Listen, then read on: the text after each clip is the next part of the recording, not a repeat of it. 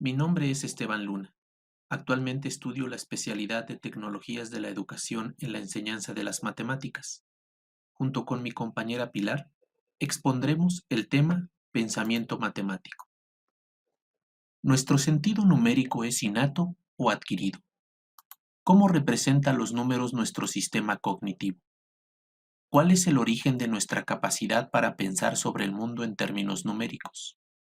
¿Por qué razón menos por menos es igual a más? ¿Cómo han evolucionado las teorías del aprendizaje en este concepto? Aprendamos un poco sobre los tipos de pensamientos matemáticos, para qué sirven, sus características y ejemplos en donde se pueden llegar a aplicar. Todo profesor realiza una serie de tareas en su trabajo diario que influyen de manera decisiva en el rendimiento de sus alumnos. Pensamos que su experiencia, intuición y buenos deseos darán buenos resultados. Sin embargo, la enseñanza de la matemática y los investigadores que se dedican a trabajar en esta disciplina entienden que esto no es suficiente. Las decisiones tendrán más probabilidad de ser acertadas si están asentadas sobre los cimientos de las teorías que existen sobre el proceso de enseñanza-aprendizaje. Es entonces importante repasar algunas nociones sobre dichas teorías. A lo largo del tiempo, han surgido diferentes teorías generales del aprendizaje que, a veces, han sido contradictorias. De forma muy amplia, podemos considerar estas teorías agrupadas en dos grandes bloques: la teoría conductista y la teoría cognitiva. Dentro de la teoría conductista encontramos algunas características, como por ejemplo, el conocimiento es un conjunto de técnicas y datos a recordar. El conocimiento, en sus primeros niveles, se adquiere estableciendo asociaciones. Una persona que sabe es aquella que tiene mucha información memorizada y es capaz de recordarla. Aprender matemáticas es un proceso pasivo por parte del alumno que irá copiando de manera fiable todo lo que se le proponga.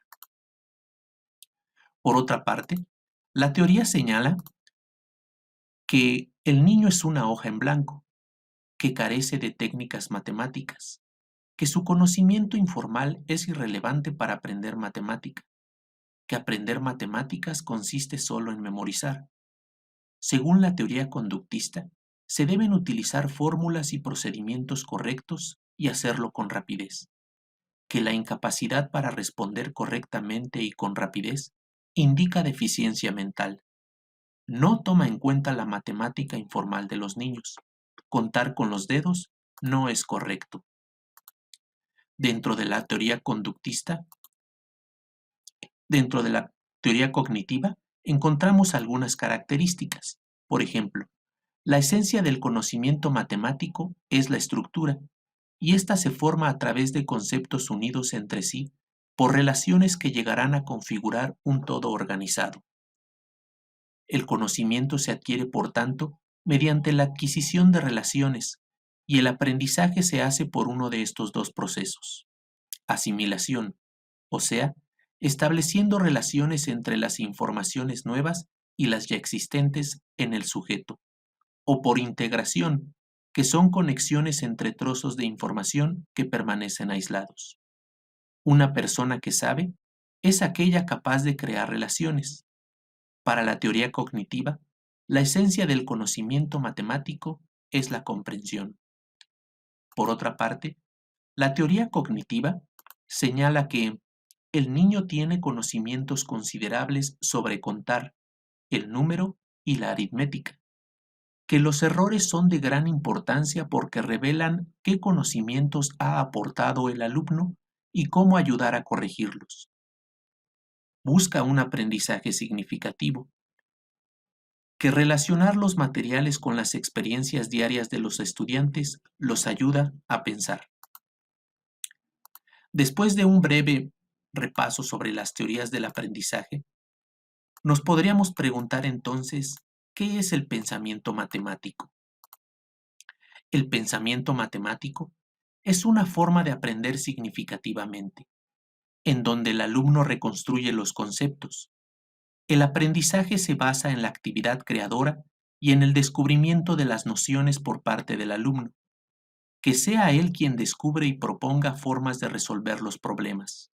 De esta manera, la función del profesor será la de incentivar el proceso de pensamiento en el alumno, de tal manera que le permita enfrentarse a situaciones nuevas y proponer soluciones. Esto es, darle al alumno un papel más activo en su propio proceso de aprendizaje. Es decir, el pensamiento matemático es mucho más que establecer cálculos aritméticos o resolver problemas de álgebra.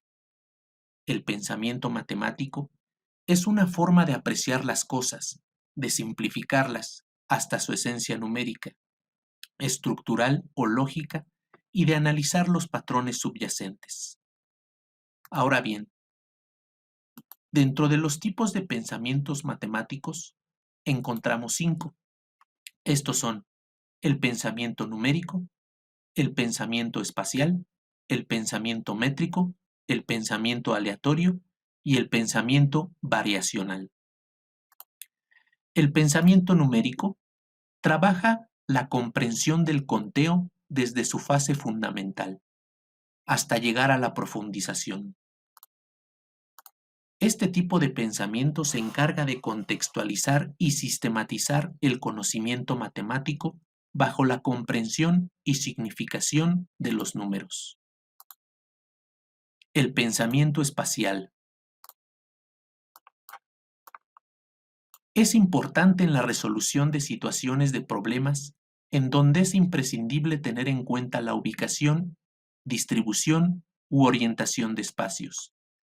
Este tipo de pensamiento hace énfasis en el estudio de la geometría vista como visualización espacial, percepción y representación mental de objetos en 2D y 3D.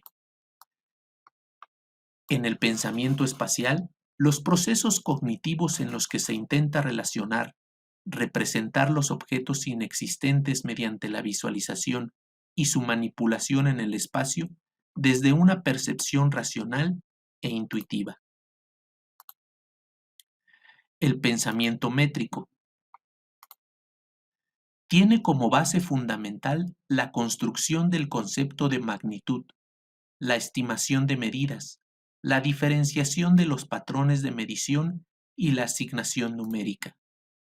En el pensamiento métrico, se refiere al uso y comprensión de las magnitudes y los sistemas métricos como parte esencial de la cuantificación, lo cual nos hace pensar que este tipo de pensamiento establece una relación directa entre las matemáticas y el mundo que nos rodea. El pensamiento aleatorio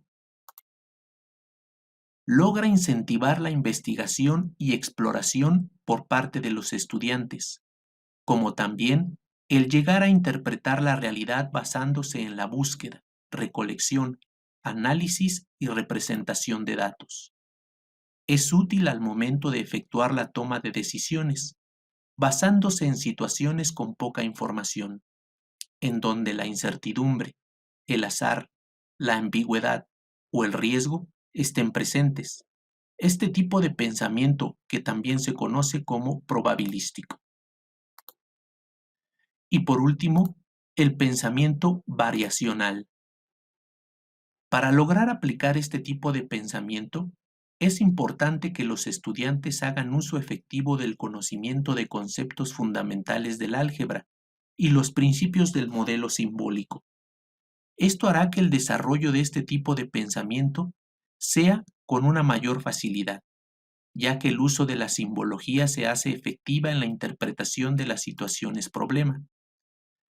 Este pensamiento se encarga de la variación, su reconocimiento, identificación, caracterización y los sistemas de representación asociados que han de presentar el modelado mediante los registros simbólicos que pueden estar asociados al pensamiento numérico, espacial o probabilístico con el que se encuentra estrechamente relacionado.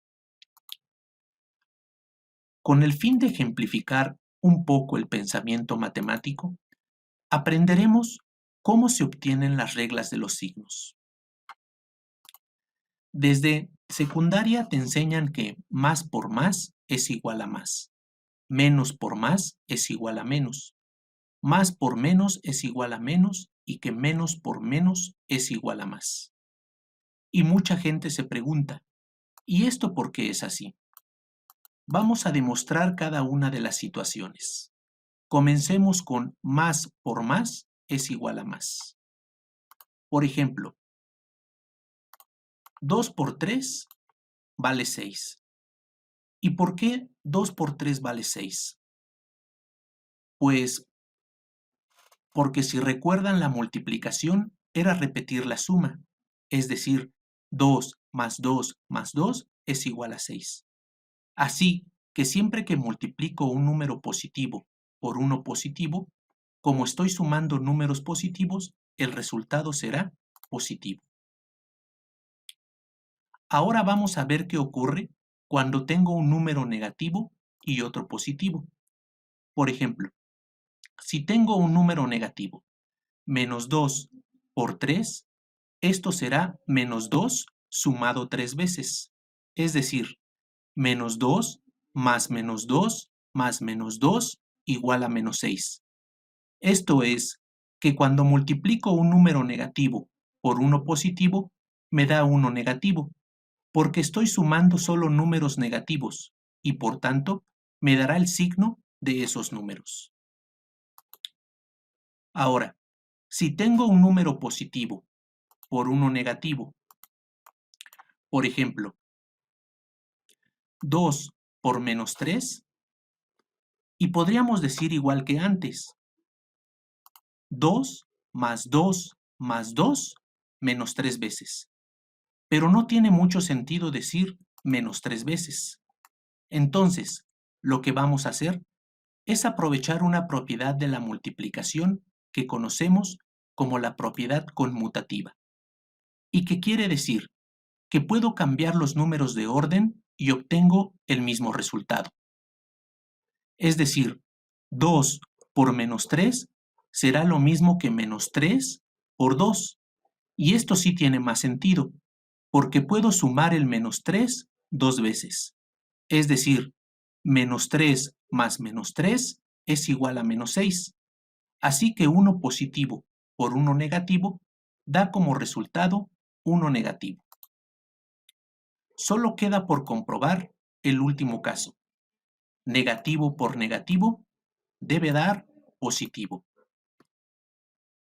Si tengo menos 1 por 0, esto me dará pues 0.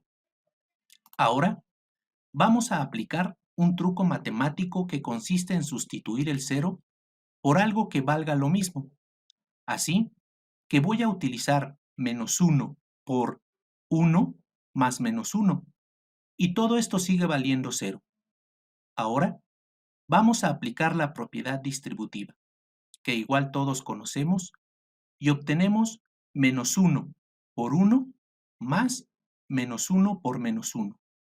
Y todo esto tiene que ser igual a 0. Observen que menos 1 por 1 ya lo demostramos y sabemos que será menos 1, más la otra parte que aún no demostramos.